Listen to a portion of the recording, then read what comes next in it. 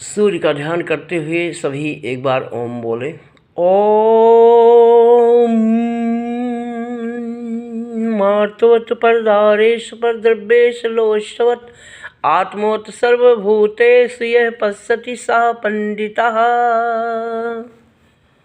इस श्लोक का इतना बढ़िया अर्थ है कि मातवत परदारेश, अपने माँ के समान, अपनी आत्मा के समान पराई स्त्री को, परदारेश पराई स्त्री को देखना चाहिए। परद्रव्येश लोष्टवत, पराय द्रव्य का लोभ नहीं करना चाहिए, मिट्टी के समान समझना चाहिए। परद्रव्येश लोष्टवत, लोभ न करना।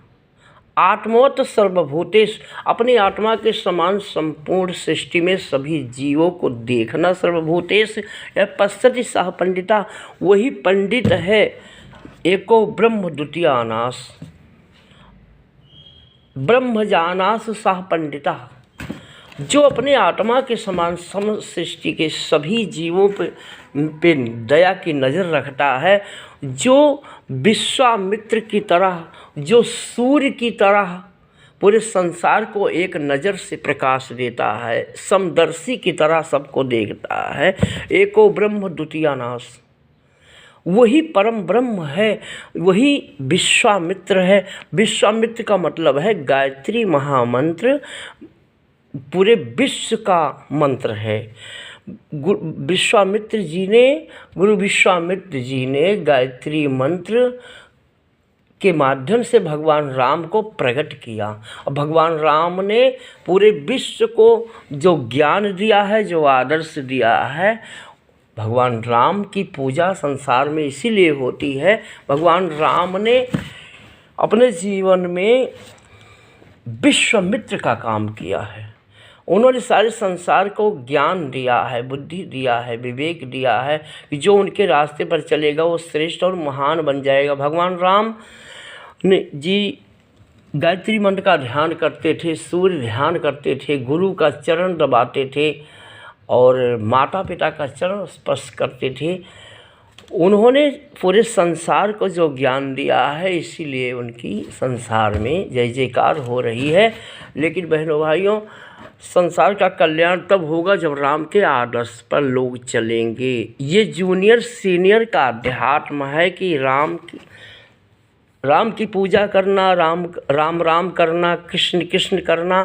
कुछ लोग कहते हैं कि राम राम महामंत्र है, कृष्ण कृष्ण करना महामंत्र है।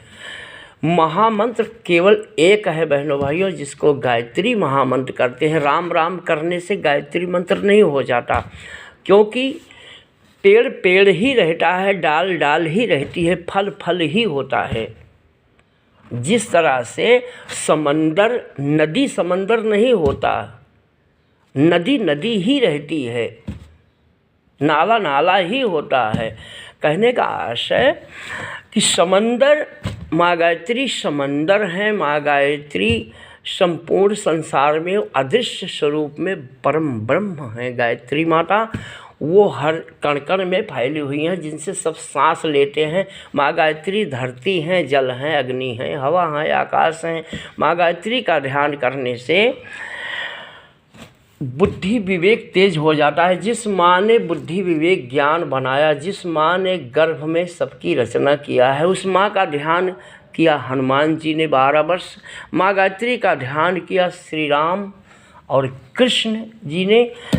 उन्होंने गायत्री मंत्र के अलावा किसी का ध्यान नहीं किया। हमारे गुरु जी पंडित श्री राम शर्मा आचार्य जी जीवन भर गायत्री मंत्र का ध्यान किए। उनके साथ में परम वंदनीय माता जी जीवन भर गायत्री मंत्र का ध्यान किए। बड़े बड़े ऋषि मुनि तो आज कह रहे हैं कि गायत्री मंत्र नारी को नहीं जपना चाहिए, नर को नहीं जपना चाहिए, सुबह नहीं जपना चाहिए, शाम को नहीं जपना चाहिए।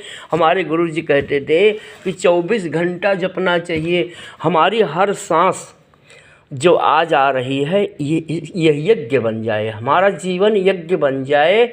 उठते बैठते सोते जागते हम हर सांस उस माँ का ध्यान करें, मंत्र का जाप करते रहें और माँ का ध्यान करते हैं। जिस माँ ने 24 घंटा बनाया है, 2024 में राम की प्राण प्रतिष्ठा हुई, जिस गायत्री महामंत्र में 24 अक्षर है, और सबके शरीर में 24 देवी देवता भी विराजमान है। 24 जड़ तत्व के रूप में गायत्री मंत्र का ध्यान करने से 24 देवी देवताओं का जागरण होता है सबके अंदर में। वो इंसान जो गायत्री मंत्र जपेगा वो देवता बन जाएगा। जो लोग ये कहते हैं गायत्री मंत्र सबको नहीं जपना चाहिए, वो लोग रावण के वंशज हैं, क्योंकि रावण ने गायत्री मंत्र नहीं जपा, कंस ने गायत्री मंत्र का ध्यान नहीं किया, विश्वामित्र, वशिष्ठ सभी ऋषियों ने गायत्री मंत्र का ध्यान किया। दुशासन, दुर्योधन, भस्मासुर, उन राक्षसों ने गायत्री मंत्र का ध्यान नहीं किया। आज भी उनके वंशज जो दुनिया में हैं वो लोग कह रहे हैं गायत्री मंत्र सबको नहीं जपना चाहिए, ये छोटे हैं वो बड़े हैं, ये इस जात के हैं उस जात के हैं। कोई जात पात नहीं, गायत्री माता एक है जो सारे संसार को बनाई हैं। हिंदू, मुस्लिम, सिख, ईसाई, जैन, पारसी, बौद्ध, ब्राह्मण, क्षत्रिय, वैश्य सबकी रचना करने वाली, हिंदुस्तान हो चाहे पाकिस्तान हो, अमेरिका, चीन, जापान, लंका, संपूर्ण संसार की रचना माँ गायत्री ने किया है। जिस माँ ने सबको बनाया उस माँ का ध्यान करने के लिए कुछ भी निषेध नहीं है बहनों भाइयों।